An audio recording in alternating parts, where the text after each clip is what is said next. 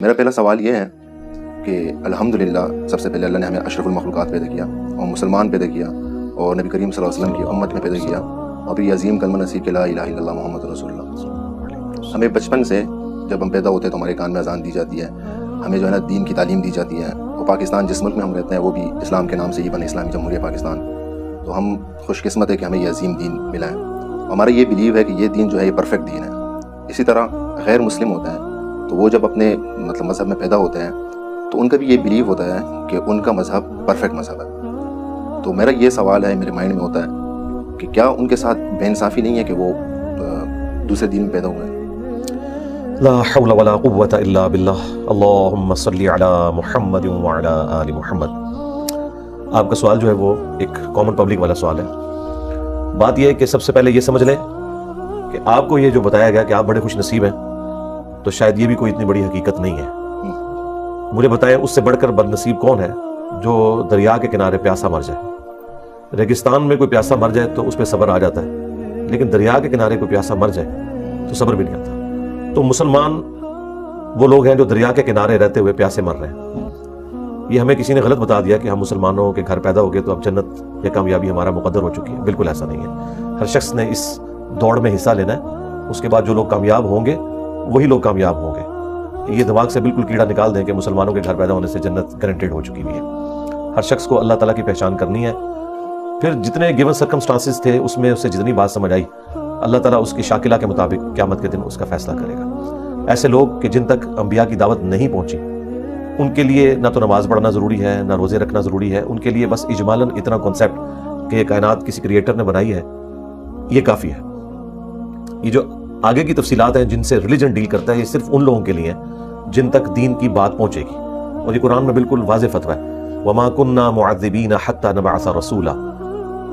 ہم اس وقت تک عذاب نہیں دیتے کسی کو جب تک کہ ان میں رسول کو مبعوث نہ کریں۔ رسول مبعوث ہوں گے تو اللہ تعالیٰ کے عذاب کا کوڑا آئے گا، ادروائز نہیں۔ یہ سیدھی سی بات ہے۔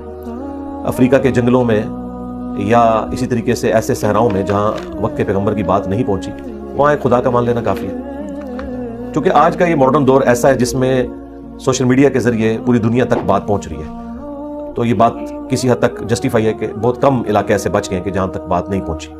تو پھر اگلا سٹیپ ہے کہ ان تک اسلام کا تعارف کس طریقے سے پہنچے۔ کیا وہ ایسا بھیانک تعارف ہے کہ اس کے بعد اسلام سے لوگ نفرت کریں گے، یا پازیٹیو تعارف ہے؟ پھر مسلمانوں کا ایٹیچیوڈ کیسا ہے کہ اس نے اسلام کی خدمت کرنے کی بجائے اسلام کی بدنامی میں اضافہ کیا؟ یہ ساری چیزیں صرف اللہ تعالیٰ ہی دیکھ سکتا ہے، انسان اس طرح کی چیزوں کا حساب کتاب نہیں رکھ سکتا۔ تو غیر مسلم بھی بد نصیب اس وقت ہوں گے کہ جب اللہ تعالیٰ نے جو انہیں گیون سرکمسٹانسز دی ہیں ان میں خدا کو سیریس نہیں لیں گے۔ مسلمانوں کے گھر پیدا ہو کر اللہ کو سیریس نہیں لے گا تو وہ بھی ناکامی ہو جائے گا۔ تو ہر شخص نے اس کے لیے محنت کرنی ہے۔ اب بات پہنچانی کیا ہے؟ ہمیں جو بات پہنچانی ہے وہ خدا کا تعارف ہے، اللہ کا تعارف ہے کہ اس کائنات کو کسی نے بنایا ہے۔ ریلیجن تو اللہ تعالیٰ کی انسان سے ریکوائرمنٹ ہے نا، کہ جسے خدا کا تعارف ہو وہ یہ کرے۔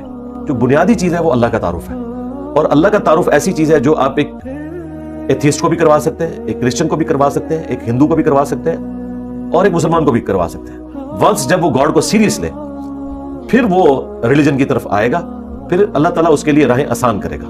لیکن پہلی شرط یہ ہے کہ وہ سیریس لے۔ وَالَّذِينَ جَاهَدُوا فِينَا لَنَهْدِيَنَّهُمْ سُبُلَنَا۔ جو لوگ ہماری راہ میں کوشش کرتے ہیں ہم ہدایت اور کامیابی کی راہیں ان کے لیے کھول دیتے ہیں۔ اس لیے آپ دیکھیں جو لوگ کوشش کرتے ہیں وہ نان مسلم سے مسلم ہو جاتے ہیں، اور جو کوشش نہیں کرتے وہ مسلمانوں کے گھر پیدا ہو کر بھی مسلمانوں والا نام لے کے دنیا سے جاتے ہیں، مرتے وہ کفر کے اوپر ہیں، اگرچہ ان کا جنازہ لاکھوں لوگ پڑھ لیں، ان کو غسل دینے والے نیکوکار لوگ ہوں، ان کی میت کے اوپر جو ہیں وہ وقت کے سارے علماء بھی جمع ہو جائے، اللہ کے حضور وہ ناکامی کی موت مر گئے۔ یہ اللہ نے فیصلہ کرنا ہے۔ تو اس لیے بد نصیب وہ ہے کہ جو خدا کو نہیں پہچانتا، خوش نصیب وہ ہے جو خدا کو پہچان لے، اور جب کوئی خدا کو پہچان لے گا اور خدا کو سیریس لے گا انشاءاللہ تعالیٰ وہ حق بات تک پہنچ جائے گا۔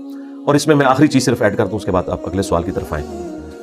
جو مسلمان دین پہ چل بھی رہے ہیں وہ بھی دین وہ ہے جو ان کے فرقے نے انہیں سکھایا ہے۔ وہ کس خوش نصیبی کو لے کے بیٹھے ہوئے ہیں؟ وہ اگر بریلویوں کے گھر پیدا ہوئے تھے تو بریلوی ہیں، اگر دیوبندیوں کے گھر پیدا ہوئے تھے تو دیوبندی ہیں، اگر اہل حدیث یا شیعہ کے گھر پیدا ہوئے تھے تو وہ اس فرقے میں۔ اسلام میں کوئی نہیں، اگرچہ یہ سارے مسلمان ہیں لیکن پیور اسلام پہ یہ نہیں ہے جب تک کہ اپنی کتابوں کو فالو نہیں کرتے۔ تو ان شارٹ یہ کہ ہمارے نزدیک تو یہ ساری آلموسٹ بدقسمتی ہے، الا یہ کہ کوئی اللہ کو سیریس لے لے۔